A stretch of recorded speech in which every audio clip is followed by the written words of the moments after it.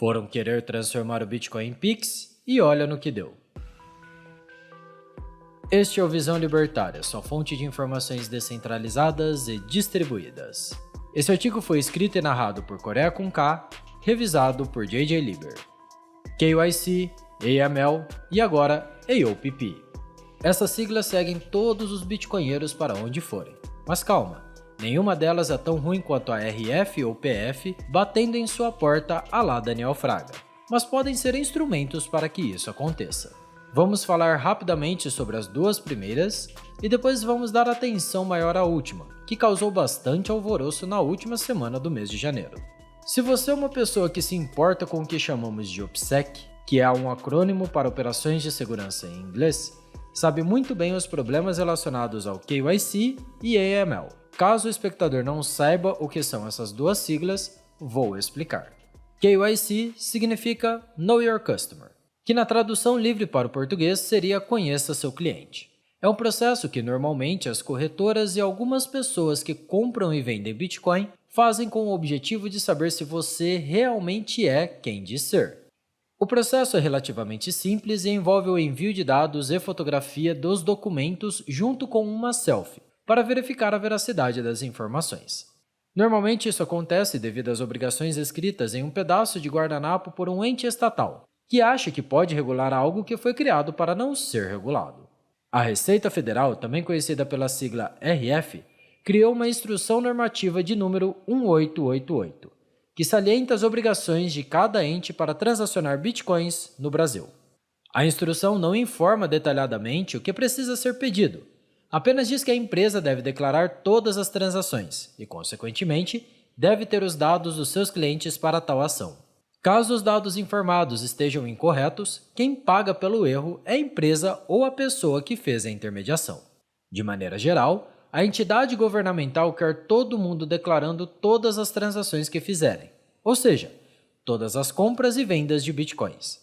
Para isso, é necessário que o intermediador saiba dos dados da pessoa, por isso que é muito provável que as compras que alguém faça com pessoas físicas que pedem seus dados pessoais como RG, CPF e foto dos documentos sejam declaradas à Receita, enquanto as corretoras, conhecidas também pela palavra em inglês exchanges, é certeza que declaram.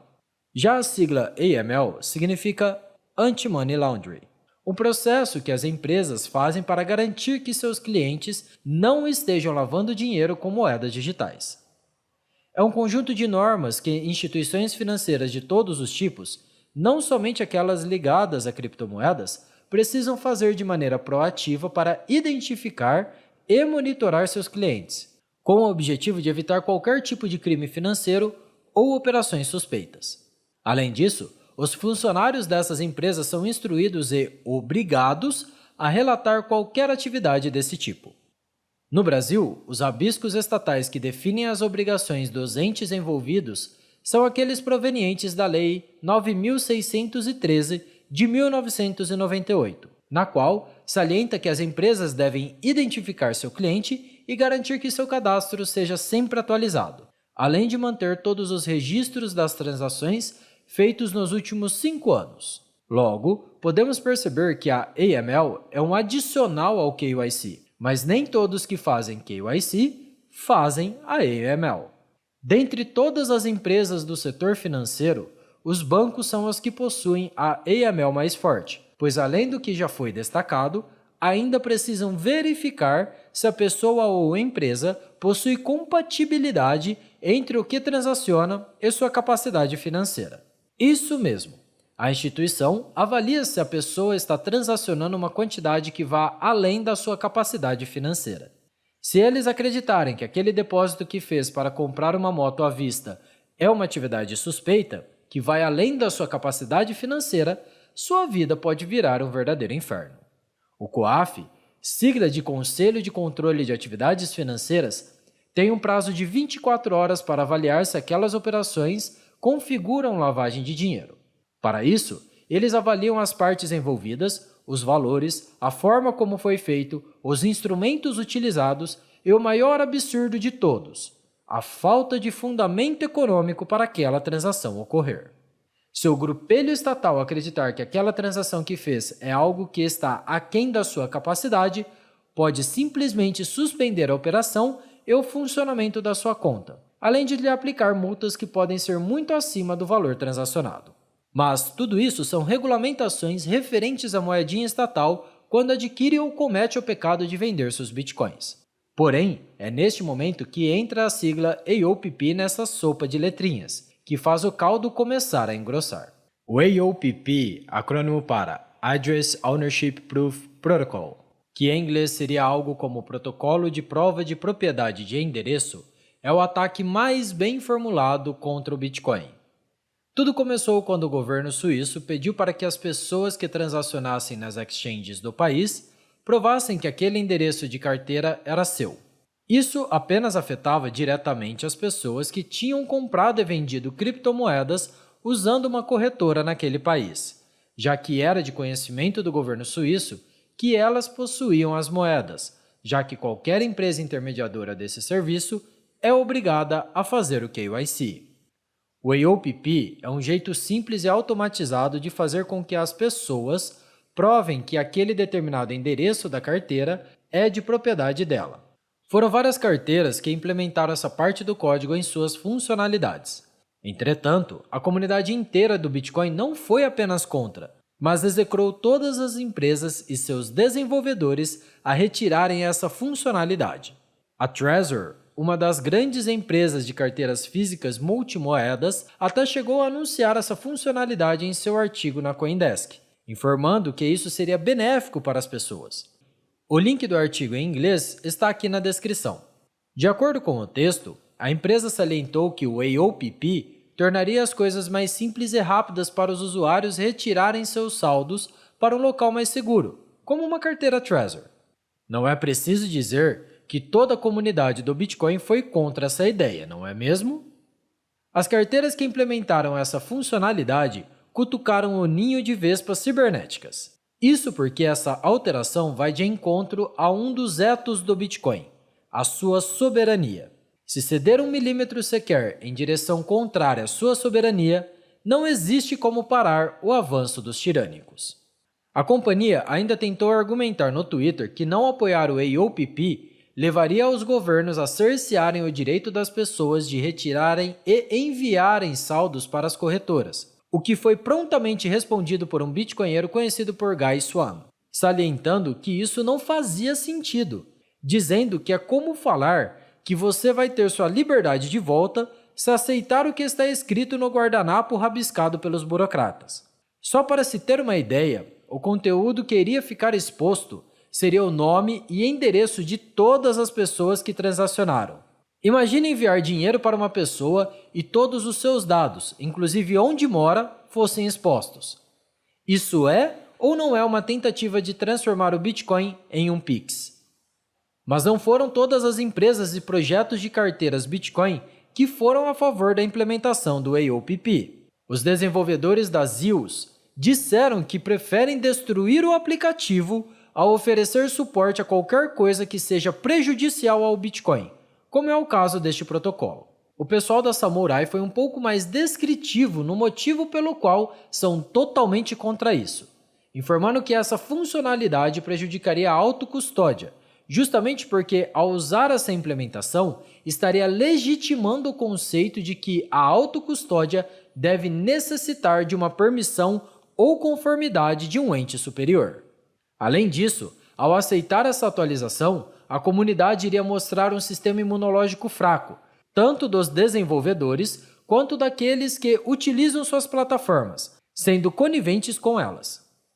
Escrevi um texto sobre isso aqui no canal com o título A Comunidade Bitcoinheira com Esteroides, no qual comento sobre como os bitcoinheiros são como células brancas, que atacam qualquer coisa que vá contra o ethos do Bitcoin. O link está aqui na descrição do vídeo. Enfim, disseram que o AOPP enfraqueceria o pseudônimo do Bitcoin, haja visto que a implementação iria vincular as informações pessoais dos usuários ao UTXO, um problema seríssimo de privacidade. Pense como seria se isso fosse implementado por todas as carteiras. Como seria fácil a RF saber que, infelizmente, você esqueceu de colocar o seu patrimônio de Bitcoin na declaração do IRPF e agora terá que pagar para o bandido estacionário que deve, mais multas e correções monetárias.